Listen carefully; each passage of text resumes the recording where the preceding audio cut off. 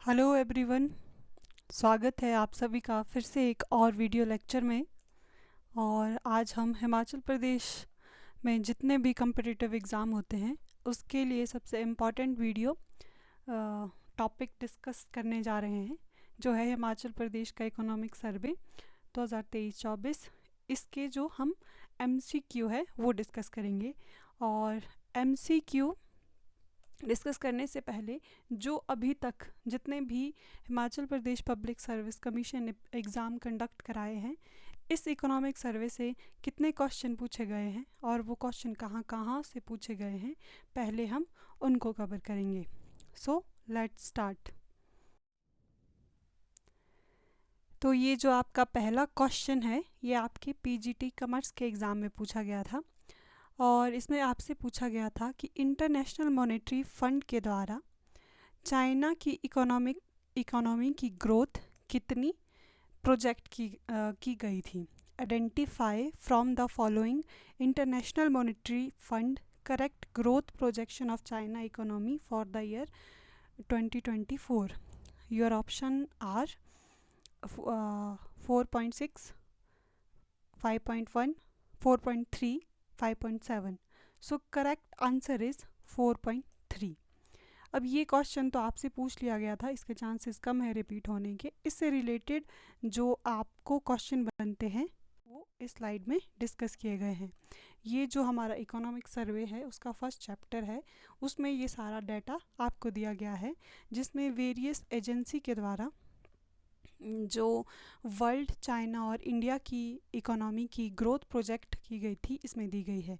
देखिए, IMF international monetary fund द्वारा world का जो ग्रोथ फोरकास्ट था 2024 के लिए 2.9, वर्ल्ड बैंक द्वारा 2.4, Organisation of Economic Cooperation and Development द्वारा 2.7।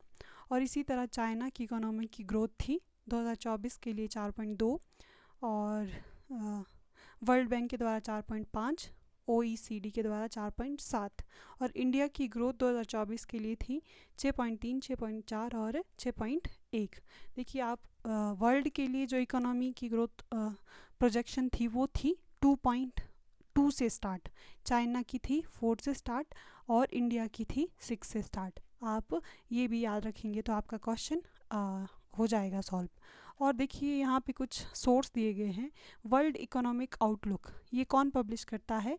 International monetary fund. ये भी क्वेश्चन बन सकता है। Global economic outlook, global economic prospect ये कौन पब्लिश करता है? World bank. और organisation of economic corporation and development ये क्या पब्लिश करता है? Economic outlook. इसका मतलब ये हुआ कि ये सारी जो भी ग्रोथ रेट है ये वेरियस इनकी पब्लिकेशन में दी गई थी। आप इस डाटा को क्रॉस चेक भी कर सकते हैं। तो आपका नेक्स्ट क्वेश्चन है, which of the following is projected rate of growth for nominal gross domestic product in India in interim budget 2024-25। देखिए, अंतरिम बजट क्या होता है, इसके लिए मैंने आपके लिए एक अंतरिम बजट पर एक डिटेल वीडियो बनाया है। लगभग दो दिन पहले का वीडियो है, उसमें आपको कंप्लीट एनालिसिस मिल जाएगा अंतरिम बजट का और उससे कैसे क्वेश्चन बनते हैं, उसका प्रमाण आपके लिए ये क्वेश्चन रहा। तो इंडिया की जो ग्रोथ रेट फोरकास्ट की गई थी अंतरिम बजट में 24-25 के लिए वो थी 10.5। अगर आपको यकीन नहीं आता, ये रहा उसका साक्ष्य प्रमाण। देखिए, ये उस ही बजट का जो मैंने आपसे डिस्कस किया था उसकी एक स्लाइड है, और उसमें यहाँ पे दिया गया है नॉमिनल जीडीपी फॉर बीई मतलब budget estimate 2024-25 has been projected at 3,27,71,808 crore. मतलब ये आपका इंडिया का जीडीपी कितना होगा? 327 lakh crore, assuming growth rate of 10.5%। मतलब पिछले साल ये था 2,96,57,745 करोड़। मतलब 296 लाख करोड़ से आपकी इकोनॉमी 24-25 में बढ़कर हो जाएगी 327 लाख करोड़ की। ठीक है, तो इस तरह के क्वेश्चन आपके उससे बनेंगे। ये आपके पास कुछ फिस्कल डेफिसिट की जितनी भी टर्म है वो दी गई है कि आपका फिस्कल डेफिसिट कितना है जीडीपी का as a percentage of GDP, 5.1, 5.8। ये आपको अगली स्लाइड में डिटेल में देखने को मिलेगा। ये देखिए, कोई भी बजट होता है उसके दो पार्ट होते हैं, रेवेन्यू और कैपिटल, और फिर एक एक्सपेंडिचर पार्ट होता है, एक रेवेन्यू पार्ट होता है। रेवेन्यू को हम रेवेन्यू रिसीट और रेवेन्यू एक्सपेंडिचर में बांटते हैं, और उसी तरह कैपिटल को भी। रिसीट दो तरह की होती हैं, रेवेन्यू रिसीट और कैपिटल रिसीट। ये देखिए, ये आपके पास दी गई है रेवेन्यू रिसीट, जिसमें आता है आपका tax revenue, non tax revenue. Capital receipts में क्या आता है, recovery of loan, other receipts, for example disinvestment से जो आपको इनकम होगी वो अदर रिसीट्स में आएगी। और डिसइन्वेस्टमेंट किसका पार्ट है, कैपिटल रिसीट का। इसका ज़रा मैं कलर चेंज कर लूँ। Okay, borrowing and other liability किसका पार्ट है, कैपिटल रिसीट का। तो ये बनाता है आपका टोटल रिसीट। कितना था इस बार, 47,65,768 करोड़। ठीक है, और इसी तरह से टोटल एक्सपेंडिचर भी, क्योंकि ये बराबर होता है, अगर रेवेन्यू एक्सपेंडिचर जितना रेवेन्यू रिसीट जितना कम होगा, हम उतना रेवेन्यू रिसीट जितना कम होगा हम एक्सपेंडिचर को पूरा करने के लिए उतना ज़्यादा लोन लेंगे, और नटशेल में टोटल रिसीट बराबर होती है टोटल एक्सपेंडिचर के। और टोटल एक्सपेंडिचर को भी हम दो भागों में बांटेंगे, रेवेन्यू एक्सपेंडिचर और कैपिटल एक्सपेंडिचर। ठीक है, और क्योंकि इसमें कुछ और टर्म्स इंक्लूड की जाती है, जैसे interest payment, grant in aid for creation of capital receipt and expenditure on capital account. Expenditure on capital account ये रहा, grant in aid for creation of capital asset ये रहा, और इंटरेस्ट पेमेंट आपका ये रहा। ठीक है, अब आपका रेवेन्यू डेफिसिट क्या होता है, रेवेन्यू डेफिसिट का मतलब होता है revenue expenditure minus revenue receipt, 10-1। देखिए 10 और -1। ठीक है, फिर आपका आता है इफेक्टिव रेवेन्यू डेफिसिट, ये हो गया 15-12। 15-12 revenue deficit minus grant in aid for creation of capital receipt. जो नॉन इकोनॉमिक स्टूडेंट है उसके लिए आई नो ये थोड़ा बोरिंग होगा, लेकिन यकीन मानिए अगर आपको एक बार ये समझ आ गया फिर आपके लिए ये ईजी हो जाएगा। फिस्कल डेफिसिट क्या होता है, फिस्कल डेफिसिट हमें बताता है कि सरकार को अपना खर्चा पूरा करने के लिए कितना लोन लेना पड़ेगा। तो देखिए यहाँ पे एक फिगर है 1,68,494, और यहाँ देखिए ये सेम फिगर यहाँ पे भी है 1,68,000,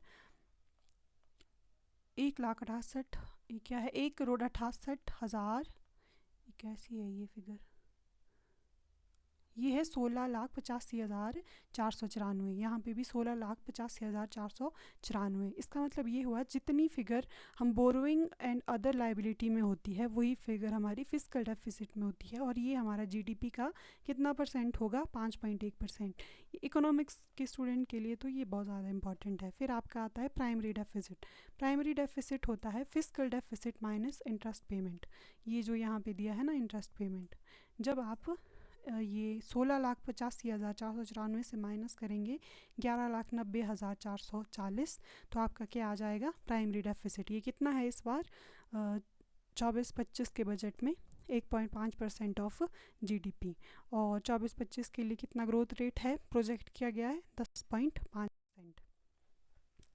इन which of the following discipline Robert E Lucas was awarded the Nobel prize in 1995। ये हाल ही में एक पेपर हुआ था पीजीटी का, उसमें पूछा गया था, और ये जो लुकास थे इनको नोबेल पुरस्कार दिया गया है इकोनॉमिक साइंस में, और ये यूनिवर्सिटी अमेरिकन इकोनॉमिस्ट थे और यूनिवर्सिटी ऑफ शिकागो में इन्होंने काम किया है। और इन्हें ये किसके लिए दिया गया था, ये 1995 में दिया गया है, for having develop and applied the hypothesis of rational expectation. अगर आपने कॉन्सेप्ट पढ़ा होगा फिलिप्स कर्व, जो कि इन्वर्स रिलेशनशिप बताता है rate of inflation and unemployment में, वो उसको जर्नलाइज किया था लुकास ने।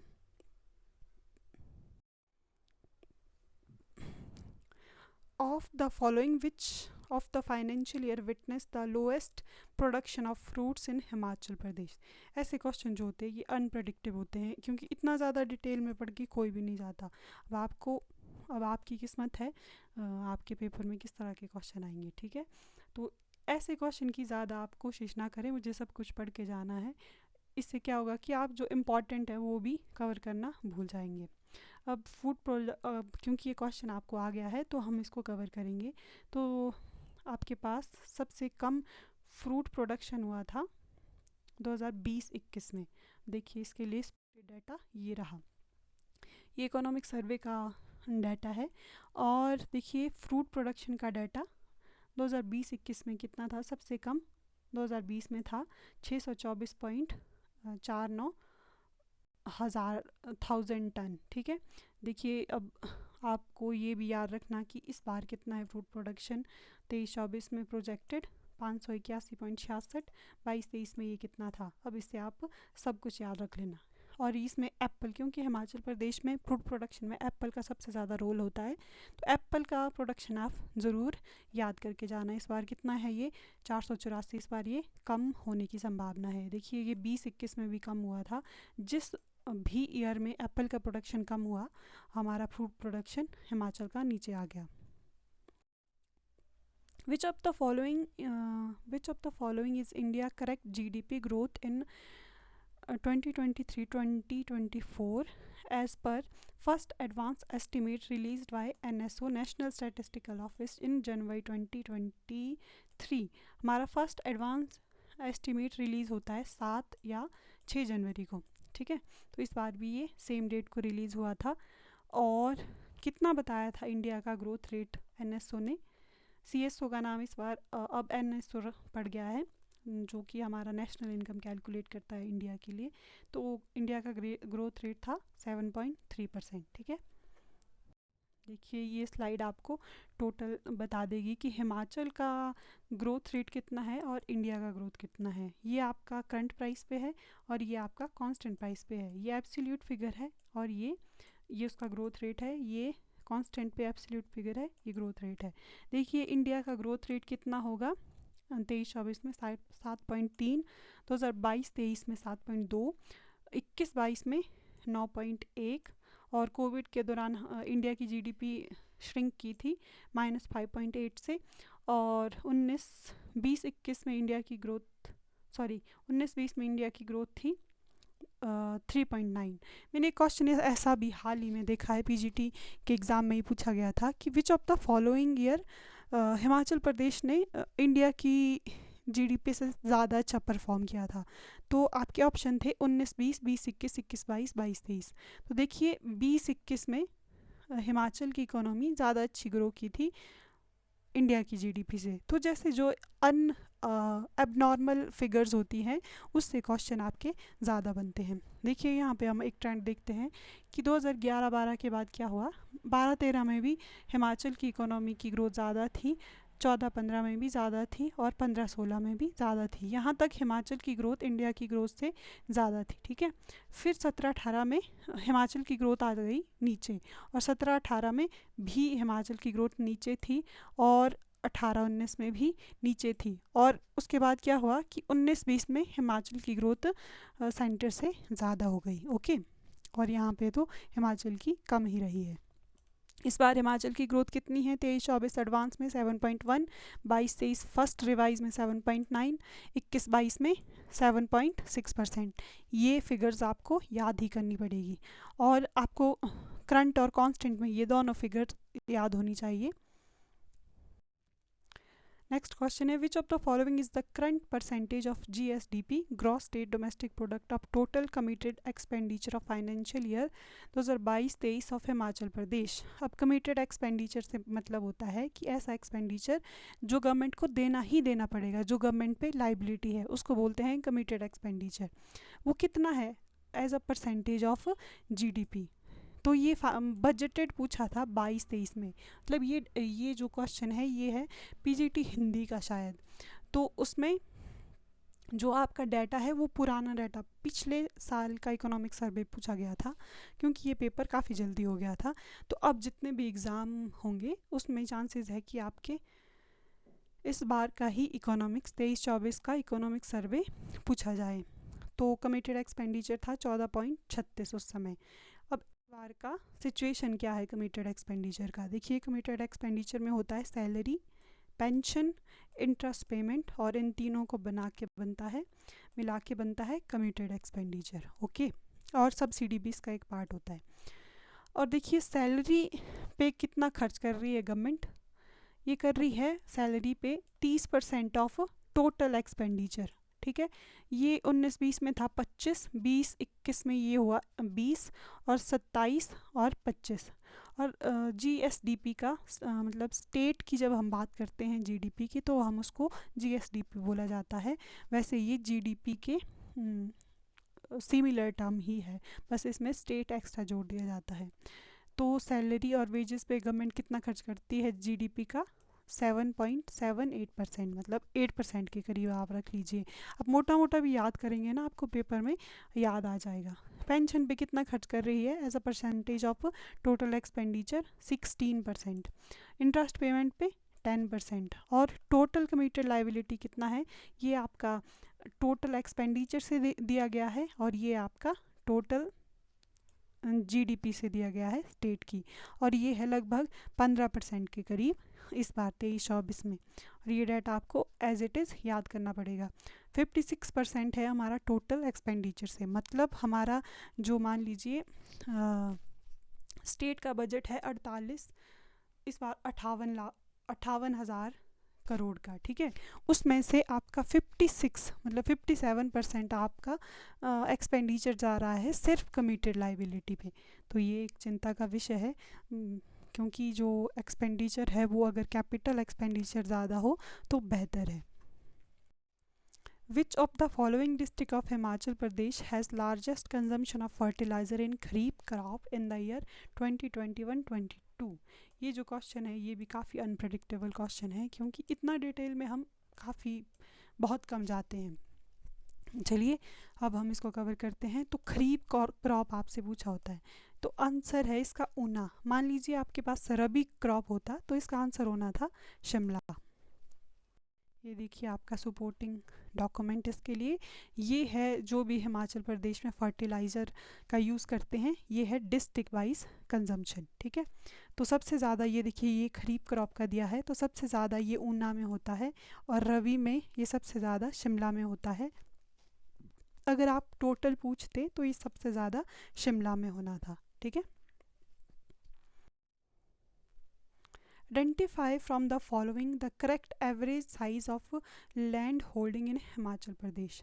हिमाचल प्रदेश में आपको लैंड होल्डिंग मतलब लोगों के पास कितना ज़मीन ऑन एन एवरेज है उसका साइज़ बताना है। तो इसका सही आंसर है 0.95 हेक्टेयर। ये आपको दिया गया है डाटा। देखिए मार्जिनल फार्मर के पास कितना है एवरेज साइज़ ऑफ होल्डिंग 0.4, और स्मॉल के पास है 1.39, सेमी मीडियम के पास है 2.72, और लार्ज के पास है 15.67, और ये टोटल कितना हो गया 0.95। अगर आपसे पूछते हैं यहाँ पे question number of holding in lakh कितना है 9.97 lakh, area operated in lakh hectare 9.94, मतलब ये देखिए सबको 99 से स्टार्ट है ये। ठीक है, How much financial help is given for rehabilitation of widow after remarriage of Himachal Pradesh? Himachal Pradesh में जो विधवा पुनर्विवाह है उसके लिए कितना पैसा दिया जाता है? ये क्वेश्चन अगेन पिछले बजट से है, तो इसका आंसर होना था 65,000। अब ये 2 लाख कर दिया गया है। ठीक है, हिमाचल प्रदेश कौशल विकास निगम वॉज क्रिएटेड ऑन, तो ये क्रिएटेड था 14 सितंबर 2015। ये भी आपका इकोनॉमिक सर्वे से डायरेक्ट पूछा गया था। एक क्वेश्चन होता है कि गवर्नमेंट जो अपना टोटल एक्सपेंडिचर है वो कहाँ कहाँ खर्च कर देती है। तो अगर आपको उसका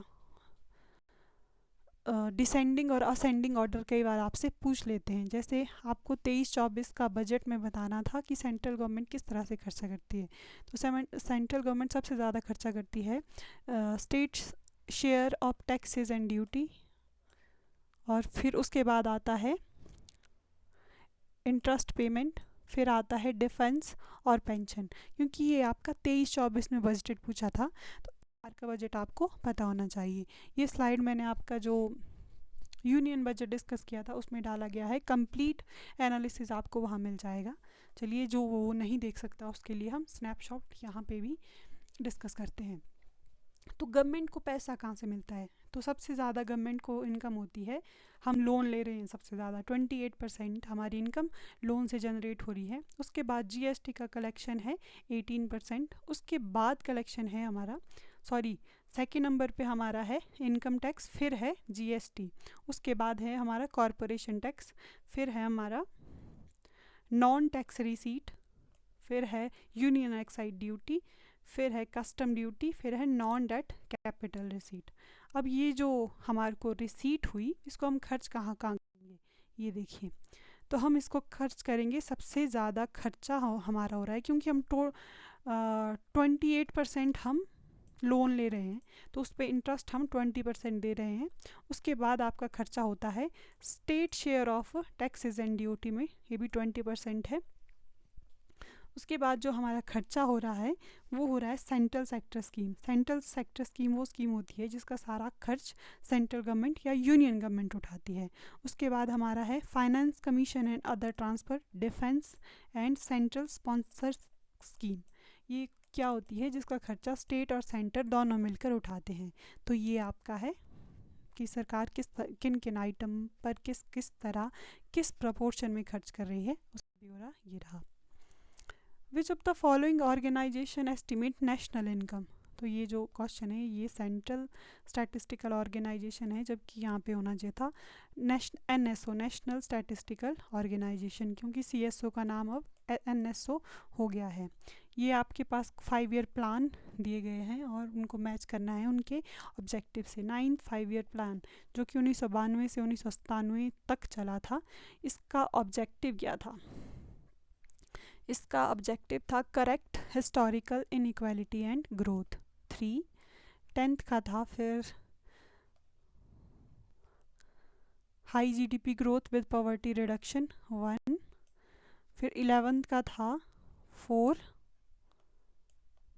और 12th का था faster sustainable and more inclusive growth 2। तो ऑप्शन 1 इज़ राइट। तो ये सारे क्वेश्चन जो थे ये आपके इकोनॉमिक सर्वे से जो अभी तक क्वेश्चन पूछे गए थे वो हैं।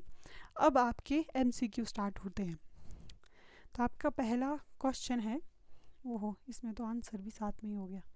द स्टेट रियल GDP और real GDP at constant price will grow by over how much during the current financial year as compare to previous year 22-23। आपने बताना है कि पिछली साल से इस साल हमारा GDP कितना बड़ा है। ये एब्सोल्यूट नंबर में आपसे पूछा गया है। तो ये है सही आंसर इसका 9,428 करोड़। देखिए ये हमारा ये तो आपका इसी का एक्सप्लेनेशन है, कितना बड़ा है हमारा GDP 9,428 करोड़ एक साल में। और हमारा ग्रोथ रेट इस साल है 23-24 के लिए 7.1 और पिछली साल ये था 22-23 में 6.9।